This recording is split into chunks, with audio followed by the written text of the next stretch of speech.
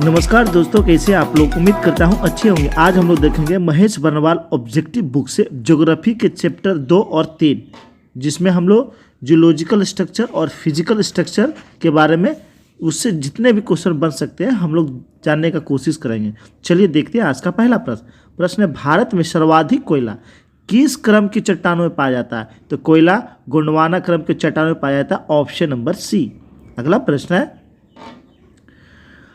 भारत में क्रिमियन पूर्व महाकल्प की चट्टानें अधिकांशतः पाई जाती है, ये अरावली में पाई जाती है, ऑप्शन नंबर सी। अगला प्रश्न है, हिमालय एवं गिरिपाद के सहारे भूकंपों की सर्वोत्तम व्याख्या की जाती है, तो प्लेटो के अभिसरण के संदर्भ में, ऑप्शन नंबर डी। अगला है, सूची 1 को सूची 2 से मिलान करना है, देख लेते हैं। डक्कन ट्रैप, तो डक्कन ट्रैप क्रिटेशियन इयोसीन, वहीं पश्चिमी घाट, तो ये हो जाएगा लेट सेनोजोइक। अरावली की बात करें तो ये प्री क्रेमियन, वहीं नर्मदा ताप्ती जलोढ़ निक्षेप ये हो जाएगा प्लीस्टोसिन। तो इसका आंसर हो जाएगा option number B, option number B. चलिए अगला प्रश्न है, भारत में विद्यमान निम्नलिखित भूवैज्ञानिक संरचनाओं का प्राचीनतम से नवीनतम की ओर सही क्रम क्या है? यानी पुराना से नए की ओर बढ़ना है, तो इसका सही क्रम क्या है? तो इसका सही क्रम हो जाएगा धारवाड़, कुडप्पा, विंध्यन और Gondwana, option number D, option number D. चलिए अगला प्रश्न देखते हैं। प्रश्न है, भूवैज्ञानिक संरचना की दृष्टि से मेघालय की संरचना कैसी है? तो मेघालय की संरचना कैसी है? छोटा नागपुर और दक्कन पठार सदृश, यानी छोटा नागपुर और दक्कन के पठार के जैसा। चलिए अगला प्रश्न देखते हैं। प्रश्न है, आद्यकल्प में भारत में पहली ज्वालामुखी क्रिया कहाँ घटित हुई थी? तो ये कहाँ घटित हुई? बिहार के डालमा पहाड़ियों पर, बिहार के डालमा पहाड़ियों पर, option number B, option number B. चलिए अगला प्रश्न देखते हैं। प्रश्न है, गोंडवाना क्रम की चट्टानें कहाँ पाई जाती है? तो गोंडवाना क्रम की चट्टानें दामोदर घाटी में पाई जाती है, ऑप्शन नंबर बी। चलिए अगला प्रश्न देखते हैं। प्रश्न है, दक्कन ट्रैप के संबंध में कौन सा कथन असत्य है? तो असत्य कथन को देखना है। इसकी रचना दरारी उद्भेषण से हुई, यही गलत है, ऑप्शन नंबर ए। बाकी सही है। इसकी रचना दरारी और केंद्रीय उद्भेदन दोनों से हुई है। दक्कन ट्रैप की उत्पत्ति क्रिटेशियन काल के अंतिम चरण में हुई, ये भी सही है। और इसकी रचना मुख्यतः बेसाल्ट से हुई है, ये भी सही। तो इसका आंसर ऑप्शन नंबर ए। अगला प्रश्न है, धारवाड़ क्रम की चट्टानों का सबसे अच्छा उदाहरण क्या है? तो इसका सबसे अच्छा उदाहरण है चित्रदुर्ग और Shimoga, option number B, Chitradurga और शिमोगा। अगला प्रश्न है, काल क्रम के अनुसार इसे सजाना है, देख लेते हैं। अरावली, तो सबसे पुराना मेरा अरावली हो गया, उसके बाद पूर्वी घाट, उसके बाद दक्कन ट्रैप, उसके बाद हिमालय। तो इसका आंसर हो जाएगा 1, 2, 3, 4, ऑप्शन नंबर बी। चलिए अगला प्रश्न देखते हैं।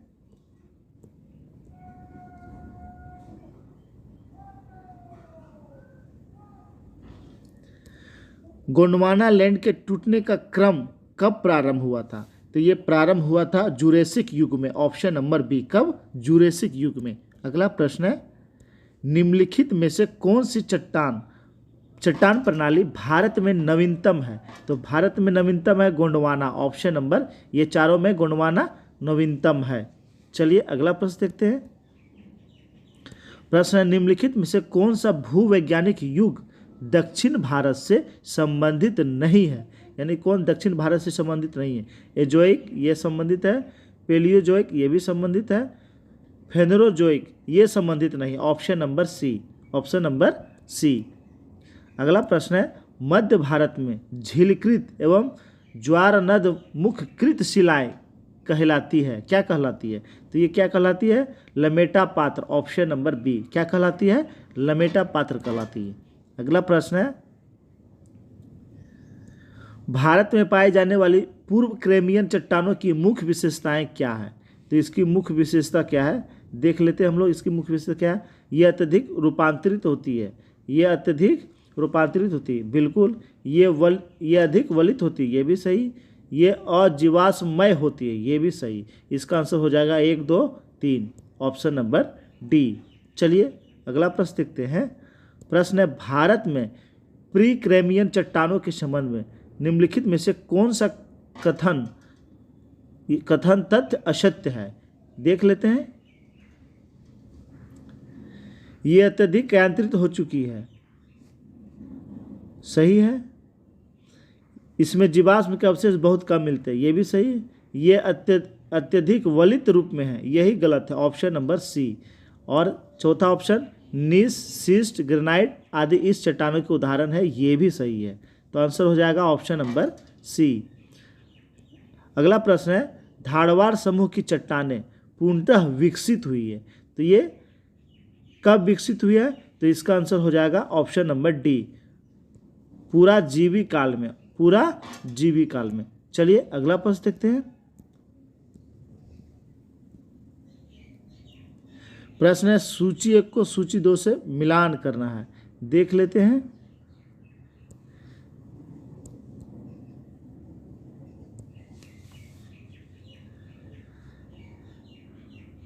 चंपानेर श्रेणी, तो चंपानेर श्रेणी ये धारवाड़ चट्टानों में, करनूल श्रेणी ये विंध्याचल चट्टानों में या विंध्य चट्टानों में, तालचेर श्रेणी गोंडवाना चट्टानों में, पापा घनी श्रेणी ये कुडप्पा चट्टानों में। तो इसका आंसर हो जाएगा ऑप्शन नंबर सी। क्या हो जाएगा? Option number C. चलिए अगला प्रश्न देखते हैं। प्रश्न है, निम्नलिखित कथनों पर विचार करें, देख लेते हैं। आर्कियन चट्टानों का निर्माण पृथ्वी के ठंडा होने के फलस्वरूप हुआ है, ये सही है। धारवाड़ चट्टानें केवल प्रायद्वीपीय भाग में पाई जाती है, ये गलत है।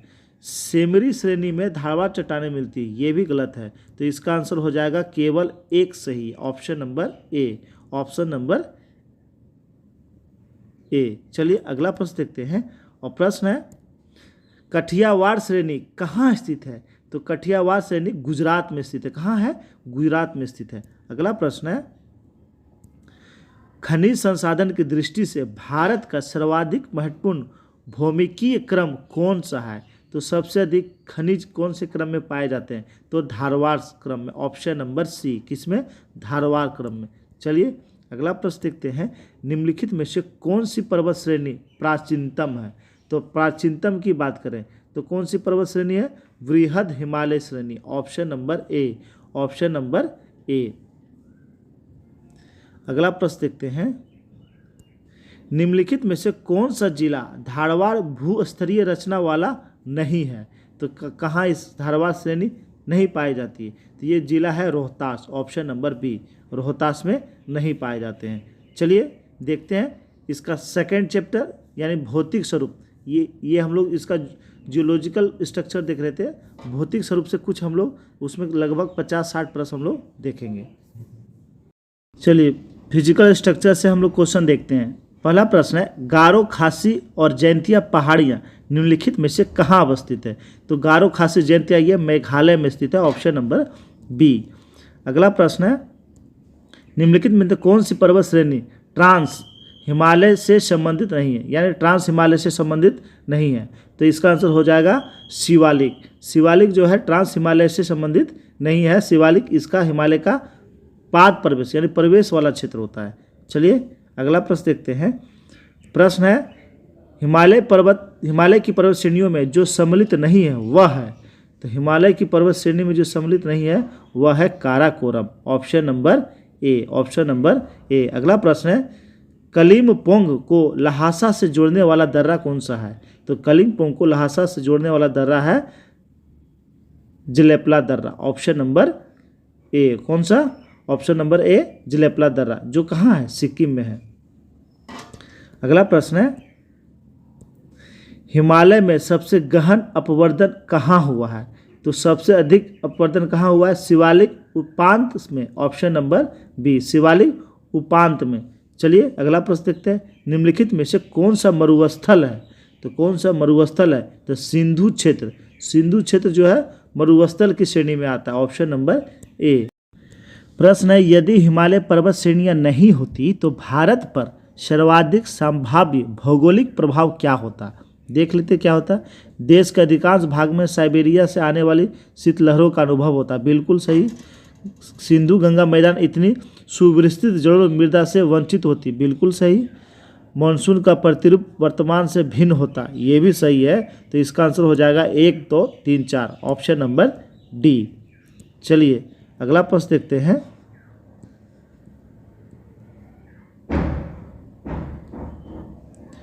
प्रश्न है उत्तराखंड के किस भाग में पताल तोड़ कुएं पाए जाते हैं। तो पताल तोड़ कुएं उत्तराखंड के किस भाग में पाए जाते हैं? ये पाए जाते हैं तराई में, ऑप्शन नंबर बी, उत्तराखंड के तराई वाले क्षेत्र में पाए जाते हैं। अगला प्रश्न है क्षेत्रफल की दृष्टि से भारत का सबसे बड़ा हिमालयी राज्य है। तो हिमालयी राज्य सबसे बड़ा भारत का कौन है? उत्तराखंड, यानी सबसे अधिक हिमालय का विस्तार जो है उत्तराखंड में पाए जाते हैं। चलिए अगला प्रश्न देखते हैं। प्रश्न है मध्य भारत में स्थित पहाड़ियों का पश्चिम से पूर्व निम्नलिखित में से कौन सा एक क्रम सही क्रम है? तो मध्य भारत की बात कर रहा है, पश्चिम से पूर्व देखना हम लोग को, यानी पश्चिम से पूर्व की ओर बढ़ना है और उसका सही क्रम। तो सबसे पश्चिम है सतपुड़ा, उसके बाद महादेव, उसके बाद मैकाल की पहाड़ी और छोटा नागपुर। तो इसका आंसर हो जाएगा ऑप्शन नंबर बी। क्या हो जाएगा? Option number B. चलिए अगला प्रश्न देखते हैं। प्रश्न है केरल का कुट्टानाड या कुट्टानाडु क्षेत्र किसके लिए प्रसिद्ध है? तो ये भारत के न्यूनतम ऊंचाई वाले क्षेत्र के लिए प्रसिद्ध है Kuttanad, option number B, option number B. अगला प्रश्न है निम्नलिखित में से कौन सा कथन असत्य है? असत्य कथन को देखना। भौमिकीय दृष्टि से प्रायद्वीपीय क्षेत्र भारत का सबसे प्राचीन क्षेत्र है, ये सही है। हिमालय विश्व में नवीन वलित पर्वतों को प्रदर्शित करते हैं, ये भी सही है। हिमालय जो है नवीन वलित पर्वत का उदाहरण है। भारत के पश्चिमी समुद्र तट का निर्माण नदियों की जमाव क्रिया द्वारा हुआ है, ये गलत है, ऑप्शन नंबर सी। और चौथा ऑप्शन है भारत में गोंडवाना शिलाओं में कोयले का बृहत्तम भंडार है, बिल्कुल सही। तो इसका आंसर ऑप्शन नंबर सी हो जाएगा। चलिए अगला प्रश्न देखते हैं।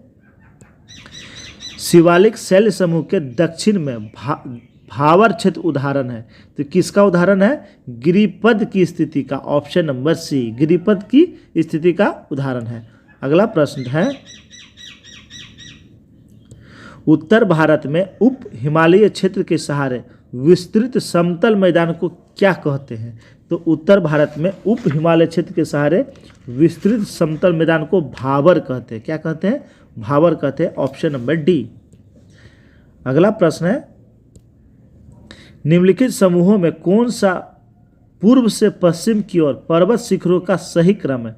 पूर्व से पश्चिम जाना है हम लोग, पूर्व से पश्चिम की ओर जाना है, तो इसका सही क्रम क्या हो जाएगा? तो इसका सही क्रम होगा सबसे पूर्व में कंचनजंगा जो सिक्किम में है, उसके बाद माउंट एवरेस्ट जो नेपाल में है, उसके बाद अन्नपूर्णा और धौलीगिरा ये उत्तराखंड में, ऑप्शन नंबर बी हो जाएगा। चलिए अगला प्रश्न देखते हैं। पूर्वी हिमालय की तुलना में ट्री लाइन की औसत ऊंचाई पश्चिमी हिमालय कितनी है? तो यानी पूर्वी हिमालय की तुलना में पश्चिमी हिमालय की ट्री लाइन औसत ऊंचाई कितना है? तो इसकी औसत ऊंचाई कैसी है? तो पश्चिमी का जो है पूर्वी की तुलना में पश्चिमी की ऊंचाई जो है कम है, option number B, option number B. अगला प्रश्न है लघु हिमालय किन पर्वत श्रेणियों के मध्य अवस्थित है? तो लघु हिमालय किसके मध्य अवस्थित है? ये शिवालिक और महान हिमालय, शिवालिक और महान हिमालय के बीच स्थित है, ऑप्शन नंबर बी। चलिए अगला प्रश्न देखते हैं। इसका क्रम आप लोग जानते होंगे, सबसे उस पार है ट्रांस हिमालय, उसके बाद बृहद हिमालय, उसके बाद लघु हिमालय, उसके बाद शिवालिक, सबसे पार है ट्रांस हिमालय। तो हमारा लघु हो गया, बृहद जिसे महान भी कहते हैं, और शिवालिक के बीच में। अगला प्रश्न है पश्चिमी भाग में स्थित हिमालय की श्रेणियों का दक्षिण से उत्तर की ओर निम्नलिखित में से कौन सा क्रम सही है? यानी नीचे से ऊपर जाना है हिमालय की श्रेणियों का। तो सबसे नीचे हम लोग देखें शिवालिक हो जाएगा, उसके बाद लघु हो जाएगा, उसके बाद महान हो जाएगा, option number B, option number B. चलिए अगला प्रश्न देखते हैं। निम्नलिखित उच्चावत आकृतियों पर ध्यान दीजिए, देख लेते हैं इसका आंसर क्या हो जाएगा। तो धौलाधर पर्वत श्रृंखला, उसके बाद हो जाएगा जास्कर पर्वत श्रृंखला, उसके बाद हो जाएगा लद्दाख पर्वत श्रृंखला और सबसे ऊंचाई पर है काराकोरम पर्वत श्रृंखला। तो ऑप्शन नंबर ए क्या हो जाएगा, ऑप्शन नंबर ए हो जाएगा। अगला प्रश्न है निम्नलिखित में से कौन सा अक्साई चीन का भाग है। तो अक्साई चीन का कौन सा भाग है, तो अक्साई चीन का भाग है लद्दाख पठार, ऑप्शन नंबर डी, लद्दाख का पठार अक्साई चीन का भाग है।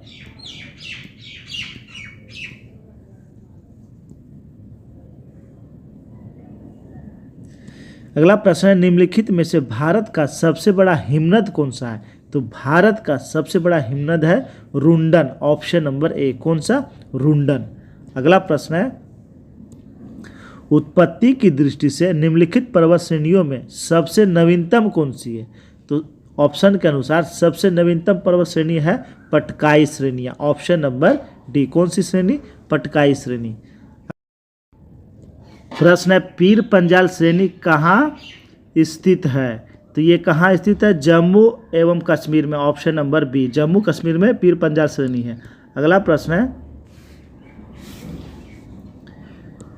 निम्नलिखित में से कौन सा भौगोलिक क्षेत्र सबसे प्राचीन है, यानी सबसे पुराना कौन सा है। तो प्रायद्वीपीय की पठार, ऑप्शन नंबर सी, प्रायद्वीपीय पठार सबसे प्राचीन है।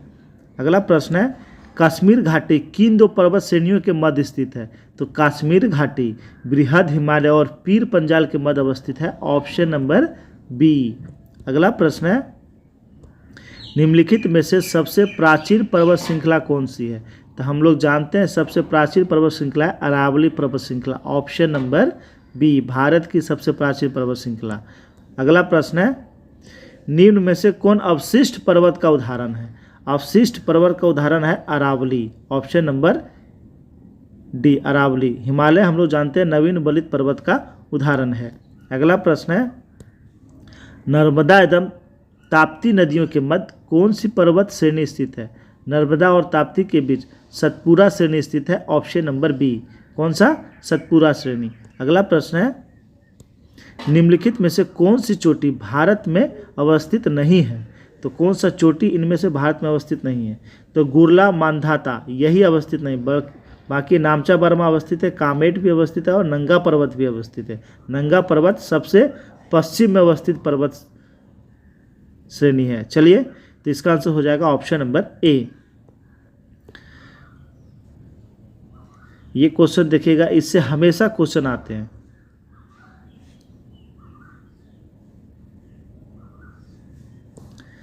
उत्तर से दक्षिण की ओर नीचे दी गई पहाड़ियों का सही अनुक्रम क्या है। यानी उत्तर से दक्षिण आना, ऊपर से हम लोग को नीचे जाना है, इसका सही क्रम क्या होगा। तो सबसे उत्तर में है नल्ला मलाई की पहाड़ी, उसके बाद जवादी पहाड़ी, उसके बाद नीलगिरी पहाड़ी और उसके बाद अन्ना मलाई की पहाड़ी, ऑप्शन नंबर सी। अगला प्रश्न देखते हैं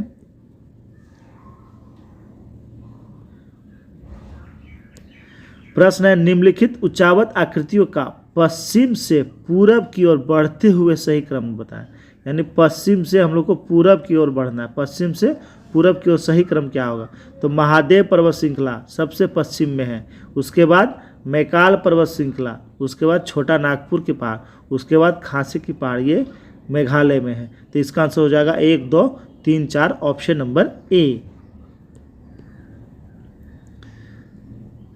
अगला प्रश्न है महाराष्ट्र एवं कर्नाटक में पश्चिमी घाट क्या कहलाते हैं। तो महाराष्ट्र और कर्नाटक तक के पश्चिमी घाट को हम लोग सह्याद्री के नाम से जानते हैं, ऑप्शन नंबर बी, सह्याद्री के नाम से। अगला प्रश्न है निम्नलिखित में से कौन सी पहाड़ियाँ कर्नाटक, केरल एवं तमिलनाडु राज्यों की सीमा पर है। तो कौन सी पहाड़ियाँ हैं, ये नीलगिरी की पहाड़ियाँ, जहाँ पश्चिमी घाट का पूर्वी घाट से मिलन होता है। तो इसका आंसर हो जाएगा ऑप्शन नंबर डी। प्रश्न है निम्नलिखित कथनों में से कौन सा एक सही नहीं है।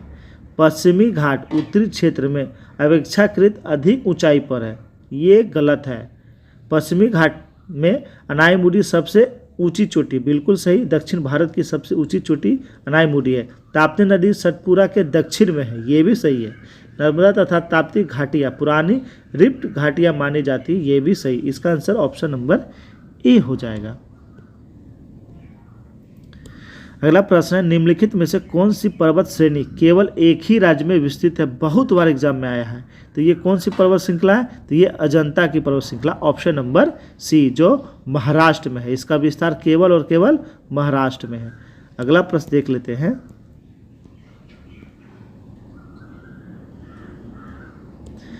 भारतीय समुद्र शास्त्रियों ने अरब सागर के तल में मुंबई से पश्चिम दक्षिण पश्चिम में लगभग 45 किलोमीटर दूर एक नए 1505 मीटर ऊंचे पर्वत की खोज की है। इस पर्वत का क्या नाम रखा गया है? तो इस पर्वत का क्या नाम रखा गया है? रमन सागर पर्वत, ऑप्शन नंबर बी, रमन सागर पर्वत इसका नाम रखा गया है। चलिए अगला प्रश्न देखते हैं। भारत में पश्चिमी तटीय मैदान के उत्तरी भाग को क्या कहते हैं? तो पश्चिमी तटीय के उत्तरी भाग को हम लोग कोंकण तट कहते हैं। कौन सा तट कहते हैं? कोंकण तट कहते हैं, ऑप्शन नंबर ए। अगला प्रश्न है, पाक जल डमरू मध्य तथा मन्नार की खाड़ी द्वारा निर्मित संकीर्ण समुद्री जलमार्ग से कौन सा देश भारत से पृथक होता है? तो श्रीलंका। ये भारत और श्रीलंका के बीच स्थित है। अगला प्रश्न है, व्हीलर द्वीप का नया नाम क्या है? तो व्हीलर द्वीप का नया नाम क्या हो गया है? अब्दुल कलाम द्वीप, ऑप्शन नंबर। व्हीलर द्वीप और हवाई द्वीप दोनों का नाम चेंज हो गया है। व्हीलर द्वीप का नाम हो गया है अब्दुल कलाम द्वीप, ऑप्शन नंबर सी। अगला प्रश्न है, भारत में सबसे लंबा समुद्र तट कौन सा है? तो सबसे लंबा यानी सबसे लंबा सी बीच भारत का कौन सा है? तो मरीना तट, जो तमिलनाडु में है। मरीना तट जो तमिलनाडु में है। अगला प्रश्न है, निम्नलिखित दर्रों में से कौन सा सतलज नदी घाटी में स्थित है? तो कौन सा दर्रा सतलज नदी घाटी में स्थित है? तो सीप किला दर्रा, ऑप्शन नंबर सी। सीप किला दर्रे से होकर ही सतलज नदी भारत में प्रवेश करती है। कैलाश मानसरोवर की यात्रा पर जाने वाले तीर्थ यात्रियों को तिब्बत में प्रवेश करने के लिए किस दर्रे को पार कर जाना पड़ता है? यानी कैलाश मानसरोवर जाने के लिए भारत से वो किस दर्रे से होकर जाते हैं? तो ये जाता है नाथुला दर्रा, option number D, option number D. अगला प्रश्न है, सल्टोरा पर्वतमाला कहाँ स्थित है? तो सल्टोरा पर्वतमाला ये काराकोरम पर्वतमाला के एक अंग के रूप में है, option number B, option number B. चलिए अगला प्रश्न देखते हैं। प्रश्न है, दक्कन पेसेज यानी दक्कन पास निम्नलिखित में से किसके मध्य अवस्थित है? ये भी ध्यान देना है। तो दक्कन पास जो है दक्षिणी तथा लिटिल दक्षिणी और छोटा अंडमान के बीच अवस्थित है, ऑप्शन नंबर बी। दक्षिणी और छोटा अंडमान के बीच स्थित है दक्कन पास। अगला प्रश्न है, माउंट एवरेस्ट का नाम किसके नाम पर रखा गया है? तो माउंट एवरेस्ट का नाम भारत के एक महासर्वेक्षक सर जॉन एवरेस्ट के नाम पर रखा गया, option number C, option number C. अगला प्रश्न है, निम्नलिखित में से हिमालय का सबसे बड़ा हिमनद कौन सा है? तो हिमालय का सबसे बड़ा हिमनद है सियाचिन। सियाचिन ग्लेशियर सबसे बड़ा हिमनद है। चलिए अगला प्रश्न देखते हैं।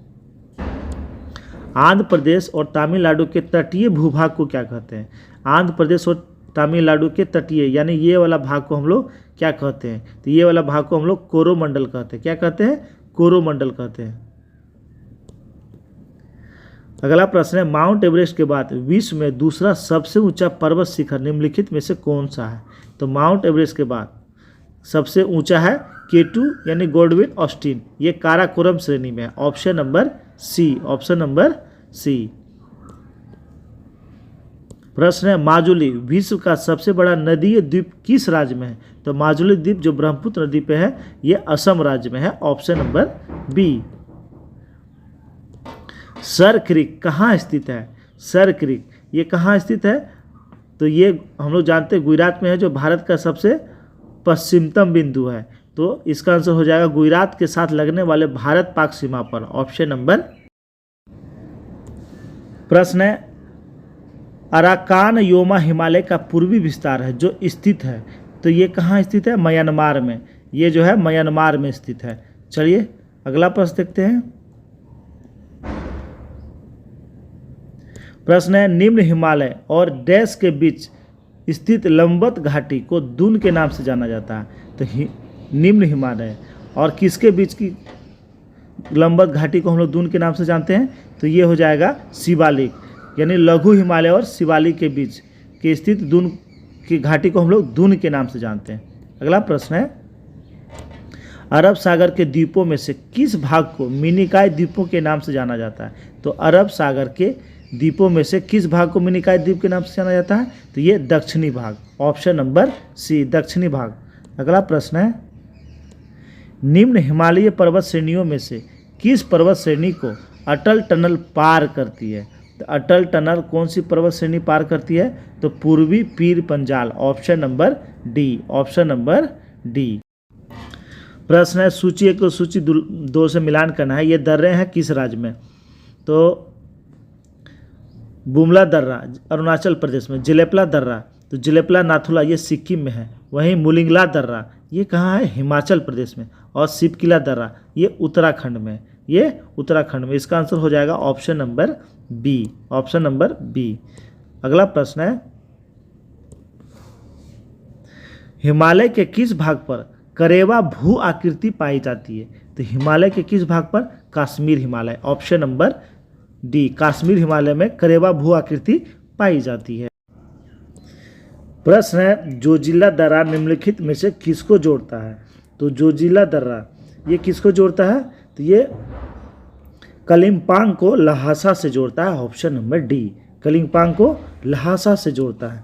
अगला प्रश्न है, पुरातन काल में हिमालय के स्थान पर कौन सा सागर विद्वान था? तो हिमालय के स्थान पर कौन सा सागर था? तेथिस सागर, ऑप्शन नंबर सी, तेथिस सागर था, उसी के स्थान पर हिमालय हुए। अगला प्रश्न है, कुल्लू घाटी किन पर्वत श्रेणियों के मध्य स्थित है? तो कुल्लू घाटी यह लद्दाख और पीर पंजाल के मध्य अवस्थित है, option number A, option number A. यह हिमाचल प्रदेश में, कहाँ है? हिमाचल प्रदेश में। अगला प्रश्न है, रोहतांग दर्रा किस राज्य में अवस्थित है? तो रोहतांग दर्रा ये हिमाचल प्रदेश में, ऑप्शन नंबर ए। अगला है, इलायची पहाड़ियाँ किन राज्यों की सीमाओं पर स्थित है? तो इलायची की पहाड़ियाँ ये केरल और तमिलनाडु के सीमा पर स्थित है, ऑप्शन नंबर सी। अगला प्रश्न है, निम्नलिखित युग्मों पर विचार कीजिए। देख लेते हैं, मैचिंग करना है। तो कार्डमम पहाड़ियाँ, कोरोमंडल तट ये गलत है। उसके बाद कैमूर पहाड़ियाँ, कोंकण तट ये भी गलत है। महादेव पहाड़ियाँ मध्य भारत ये सही है। मिकिर पहाड़ियाँ ये पूर्वोत्तर भारत में, ये सही। तो इसका आंसर हो जाएगा ऑप्शन नंबर सी, 3 और 4 सही है। अगला प्रश्न है, निम्नलिखित में से कौन सा दक्षिण भारत का सर्वोच्च पर्वत शिखर है? तो दक्षिण भारत का सर्वोच्च पर्वत शिखर है अनाईमुडी, अन्नामलाई की पहाड़ी पर स्थित है अनाईमुडी चोटी। अगला प्रश्न है, निम्नलिखित में से कौन सा युग्म सुलेमित नहीं है? तो कौन सही नहीं है देख लेते हैं। गढ़जात पहाड़ी उड़ीसा में सही है। मांडव पहाड़ियाँ महाराष्ट्र में गलत है, ये गलत है। मांडव पहाड़ियाँ मध्य प्रदेश में, कहाँ है? एमपी में है। नल्ला मलाई की पहाड़ी आंध्र प्रदेश में, ये भी सही है। सेवराई पहाड़ियाँ तमिलनाडु, ये भी सही है। ऑप्शन नंबर बी इसका गलत है।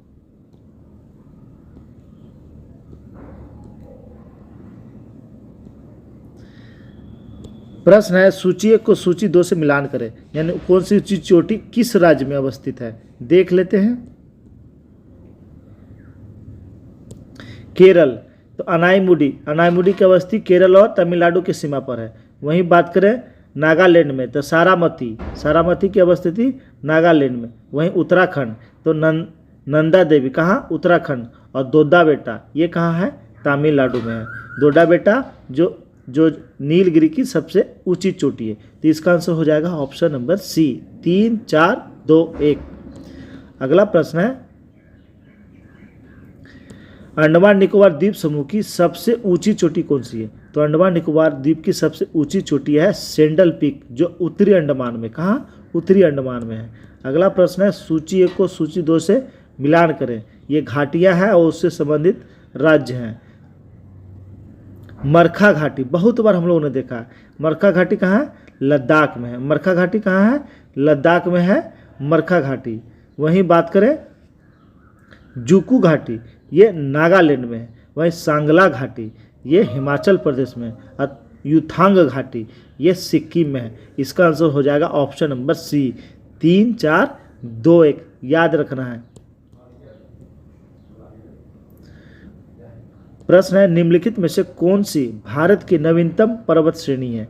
तो भारत की नवीनतम पर्वत श्रेणी है हिमाद्री श्रेणी, ऑप्शन नंबर ए। दक्षिण भारत की अवस्थिति के अनुसार हिमाद्री श्रेणी ये सबसे जो है नवीनतम श्रेणी है। और आज का अंतिम प्रश्न है गोरलाटा चोटी किस पार्ट में स्थित है। तो गोरलाटा चोटी ये किस पार्ट में अवस्थित है। तो ये अवस्थित है समरी पार्ट में, option number A. Option number A. ये था दोस्तों ज्योग्राफी के जियोलॉजिकल स्ट्रक्चर और फिजिकल स्ट्रक्चर से लगभग हम लोगों ने 100 प्रश्न देखे जो सभी एग्जाम के लिए बहुत महत्वपूर्ण है। पूरा वीडियो आप लोग अच्छे से देखिएगा। अगर वीडियो अच्छा लगा हो तो आप लोग लाइक कर देंगे और अपने अपने ग्रुप में शेयर कर देंगे। धन्यवाद।